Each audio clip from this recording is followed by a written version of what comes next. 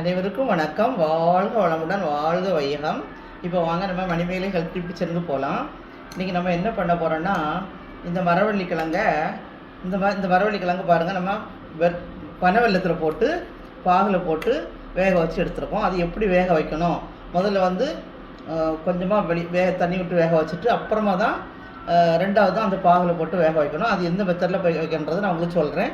ரொம்ப டேஸ்ட்டாக இருக்கும்.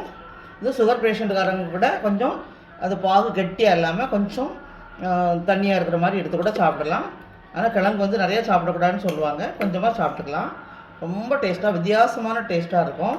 நிறைய பேருக்கு இது தெரியாது. இது வந்து 40 வருஷத்துக்கு முன்னாடி நாங்கள் பண்ணது. அதனால் நீங்களும் இந்த மாதிரி பண்ணி சாப்பிட்டு பாருங்கள். இந்த மாதிரி பெரிய பெரிய கிழங்கா வாங்கி ஒரே சீராக மேடு பழம் இல்லாமல் நல்ல கிழங்கா பார்த்து வாங்குங்க. அப்போ தான் உங்களுக்கு நல்ல பீஸ் விழும். இந்த மாதிரி பெரிய கிழங்கா எடுக்கும்போது சீக்கிரம் வேகும். நம்ம கட் பண்ணி செய்கிறதுக்கு வசதியாக இருக்கும். இப்போ நம்ம கட் பண்ணி எடுத்துக்கலாம்.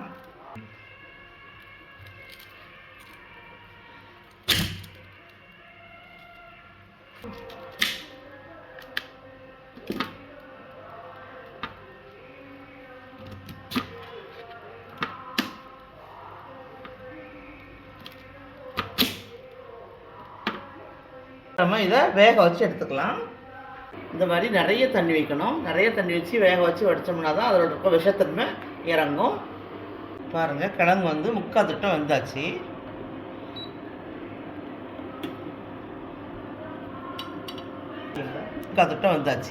இப்போ நம்ம ஸ்டவ்வை ஆஃப் பண்ணிக்கலாம். இப்போ வரக்கூடிய கிழங்குகள் வந்து வேகாது, ஒரு மாதிரி மழுமழுன்னு இருக்கும். நீங்கள் பார்த்து வாங்குங்க. இந்த கிழங்கு வந்து 100 மூட்டான்னு சொல்லுவாங்க. நாங்கள் 100 மூட்டான்னா அப்படியே மாவு மாதிரி இருக்கும். கட் பண்ணி எடுத்தோம்னா மாவு மாதிரி இருக்கும். அப்படி கையில் எடுத்தோம்னா அப்படி பாருங்கள், அவ்வளோ சாஃப்டாக இருக்கும் பாருங்கள். அப்படி உடஞ்சி வர்றோம். வயசானவங்களுக்கெல்லாம் அப்படி தண்ணியாக போயிடும் வாயில். அந்த மாதிரிப்பட்ட கிழங்கு கிடச்சுன்னா ரொம்ப நல்லது. இது வந்து கரெக்டாக அமைஞ்சிருக்கு. அதனால் இதை வந்து நம்ம இனி பாகில் போட்டு எடுத்துடலாம். இது வந்து தண்ணி வந்து வடிகட்டியும் எடுக்கலாம், இல்லை நம்ம இந்த மாதிரியும் எடுத்துக்கலாம். பனைமரத்தில் வந்து கொஞ்சம் திட்டமாக தண்ணி ஊற்றுங்க. அதாவது பாகு வரும்போது கொஞ்சம் தண்ணியாகவே தான் இருக்கணும். பனைவெல்லத்தை இப்படி கரைச்சி வச்சாச்சு. இன்னும் நல்லா கொதிக்கட்டும். வச்சு நல்லா இது பனைவெல்லம் தான் போட்டிருக்கேன். பனைவெல்லம் தான் ரொம்ப நல்லது. பனைவெல்லம் கிடைக்கலன்னா மற்ற வெல்லம் போட்டுக்கோங்க. பாருங்கள், இப்படி தண்ணி பதமாகவே இருந்தால் போதும். பாருங்கள், தண்ணி பதமாக தான் இருக்குது. இந்த கம்பி பதத்துக்கு முன்னாடியே நம்ம இந்த கிழங்க தீ திட்டமாக இருக்கட்டும்.